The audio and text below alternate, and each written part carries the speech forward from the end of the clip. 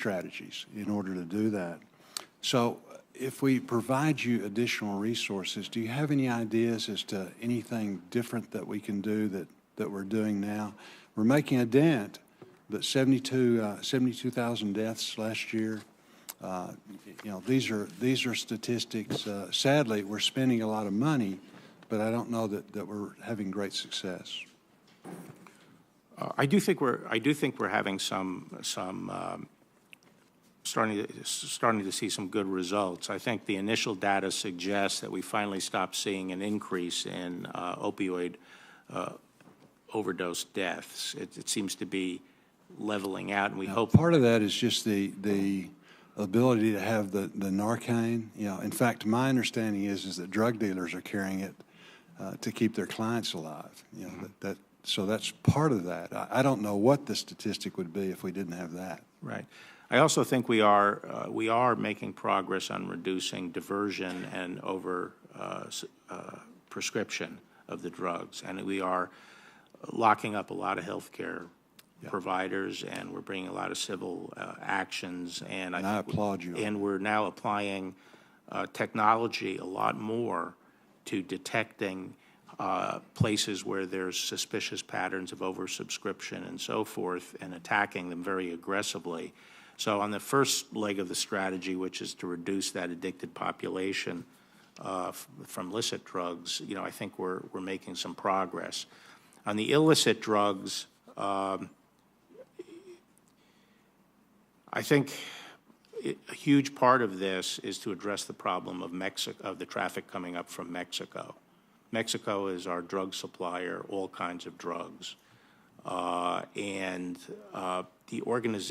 organizations in Mexico are very formidable criminal enterprises.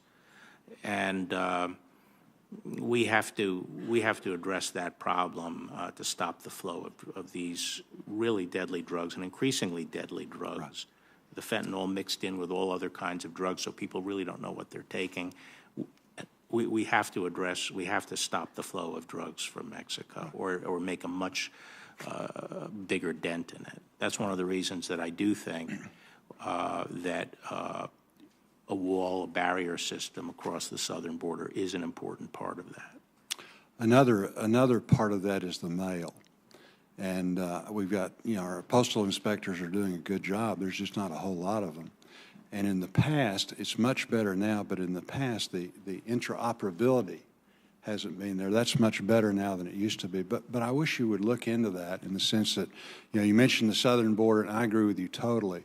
The mail from China, is a huge, and then also getting these shipments and then distributing them, throughout the rest of the country, from someplace here is a huge problem. Well, the FBI has a great tool we call J-Code, which is starting to get some big successes on internet trafficking of drugs.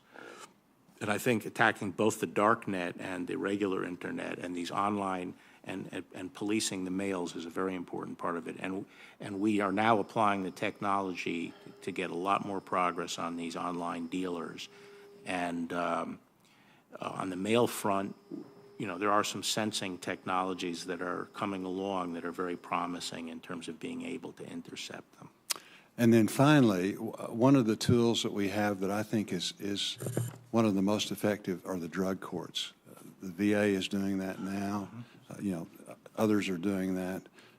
Having the ability to, make somebody stay clean, have a job, so they can support their families. Most of them do.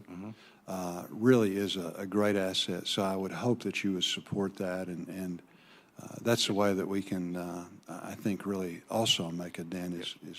Yes, I very much support the drug courts, the veterans courts, and there's $75 million in our budget for those. So we'll continue to support that. Good. Thank you. Thank you, Mr. Chairman.